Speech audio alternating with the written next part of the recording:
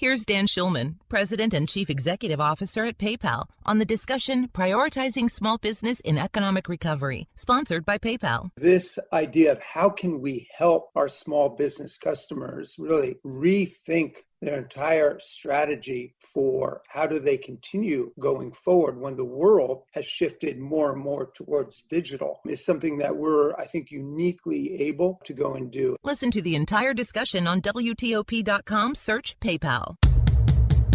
Politics, power, and the people.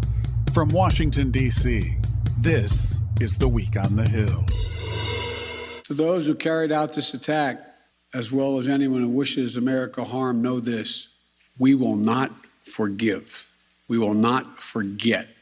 We will hunt you down and make you pay. President Biden speaking in the wake of the attack in Kabul that killed 13 U.S. service members and at least 170 Afghans. I'm WTOP's Mitchell Miller, and as the president confronts the worst crisis of his term in office, U.S. military personnel are trying to still get as many Americans and Afghans out of Afghanistan as possible, ahead of an August 31st deadline. More than 100,000 people have been evacuated already, with many Afghans arriving at Dulles International Airport in Northern Virginia before being sent to various military bases for processing. But many in Congress remain concerned that people will be left behind. And House Minority Leader Kevin McCarthy is highly critical of the president following the deadliest attack on U.S. military personnel in Afghanistan in more than a decade. As he gets ready to break our word to our allies and Afghan partners who fought alongside us for more than 20 years, what I didn't hear from the president was his decisive leadership for our troops, our citizens, and our allies of what they deserve. Frankly, this isn't the tested leadership the president promised. It's a picture of weakness and incompetence. During a news conference at the Capitol, McCarthy was reminded that former President Trump and his administration negotiated the deal with the Taliban for U.S. withdrawal.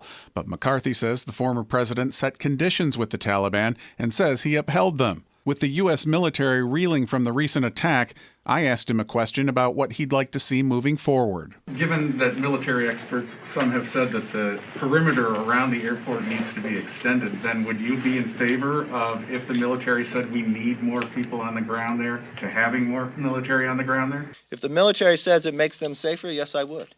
You want to be able to go in with enough troops and enough supplies that they are safe. You have C-17s coming in. You can bring the MRAP and others to make sure you can go out, bring Americans back in without relying upon the Taliban, and get out in a faster process than what they're doing and with less casualties. That's what they should have done from the beginning. Look, I don't think people are arguing about whether we should have left or not in Afghanistan. It's how. And I don't believe anybody in this country believes that this president has done it right. Some Republican lawmakers have called for the president and other members of the administration to resign due to what happened in Kabul. White House Press Secretary Jen Psaki was asked about that. The backdrop here is the U.S. men and women of the military deployed on the ground are bravely continuing to end a mission to save lives on the ground. American citizens, Afghan partners, many people that some of these same individuals are calling for us to evacuate. Yesterday, they lost 13 of their own, and the president made absolutely clear that we are going to hunt down, go after, and kill the terrorists who are responsible. Everyone should be supportive of that. Lawmakers who served in the military have been very vocal about trying to make sure that Americans and Afghan interpreters who helped American military personnel during the war get out of Afghanistan. Even before the deadly attack, members of both parties have been upset with how the evacuation has transpired. Texas GOP Congressman Jake Ellzey is a former Navy fighter pilot who says the U.S. shouldn't abide by an arbitrary deadline. We're talking about a military mission here. Nobody can put a date on the accomplishment or the completion of a successful military mission. He says it's time to get tough with the Taliban if they don't follow U.S. direction. We will rain hellfire down on you until all Americans are out. And that's what this administration needs to be saying. The number of military veterans who serve in Congress is the lowest it's been since World War II, close to 90 lawmakers out of 535. At one point in the 1970s, 3/4 of members had some type of military background. But those who have served in the military say they have a personal stake in making sure people are brought home safely.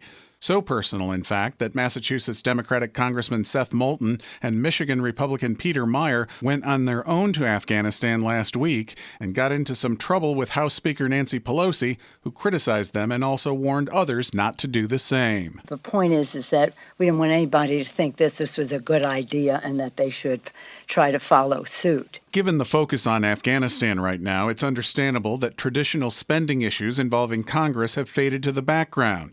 But in the coming weeks, lawmakers will resume tackling the largest congressional spending measures in history. The House last week passed a $3.5 trillion budget blueprint that will need to be turned into legislation, and the $1 trillion bipartisan infrastructure bill, which has already been passed by the Senate, still needs to be passed by the House.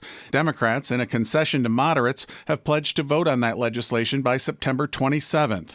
In the meantime, lawmakers are keeping a close eye on developments thousands of miles away as the U.S. prepares to fully withdraw from Afghanistan. Their thoughts are with the families of service members who have lost their lives trying to help others. Each one of these women and men of our armed forces are the heirs of that tradition of sacrifice, of volunteering to go in harm's way, to risk everything, not for glory, not for profit, but to defend what we love and the people we love. I'm WTOP's Mitchell Miller, and this is The Week on the Hill. Cox can help make your home smarter and your life easier.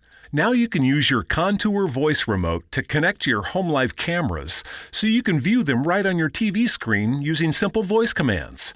That makes it easy to keep tabs on what's happening around your home right from your couch. Need to keep an eye on the kids when they're playing outside? Just say, "Show me my backyard camera" into your Cox voice remote and watch them while you're in the house. And if you're waiting for a delivery and want to make sure it's there on time, no problem. Just say, "Show me driveway camera" to check on it with your Home Life HD cameras on the TV screen while you go about your day.